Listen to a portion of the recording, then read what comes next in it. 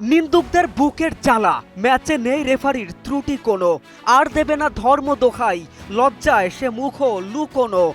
সুইজারল্যান্ডের দুজনকে কার্ড দেখানোর বদৌলতে আর্জেন্টিনার 3 ফুটবলার দেখেছে কার্ড।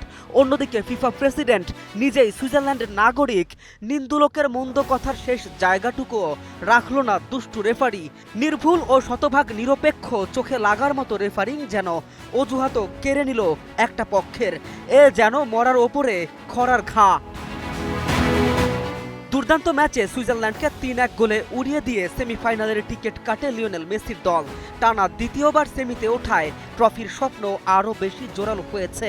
আর্জেন্টিনাও সগৌরবে এগিয়ে যাচ্ছে।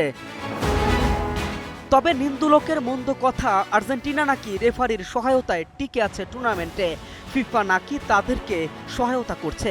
অথচ ফিফা প্রেসিডেন্ট নিজেই সুইজারল্যান্ডের নাগরিক। এক কথায় হতাশ, কোনো অজুহাত নেই, নেই কোনো আশ্রয়। আর মাফিয়া মেসিরা সবটাই যেন করে দিল ছাড়খাড়। হিউস্টনে রকিং টেস্টি, সীমানা ছাড়াও নিজেকে হারাও। একটু ম্যাচে ফেরা যাক। আর্জেন্টিনা সুইজারল্যান্ড কোয়ার্টার ফাইনালে উত্তেজনার পাশাপাশি ছিল একাধিক কার্ড ও ফাউল। সুইস ফরওয়ার্ড বিল এমবেলো 44 মিনিটে প্রথম হলুদ কার্ড দেখেন, পরে 72 মিনিটে ডাইভিংয়ের অভিযোগে দ্বিতীয় হলুদ কার্ড পেয়ে লাল কার্ড দেখে মাঠ ছাড়েন। আর্জেন্টিনার থিয়াগো আলমাদা, লাউতারো মার্টিনেজ ও হোসে ম্যানুয়েল লেপেস একটি করে হলুদ কার্ড দেখেন।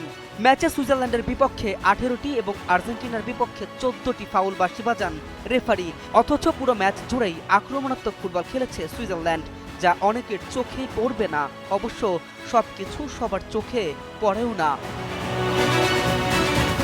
কেএম রাফিন, নিউজ 24।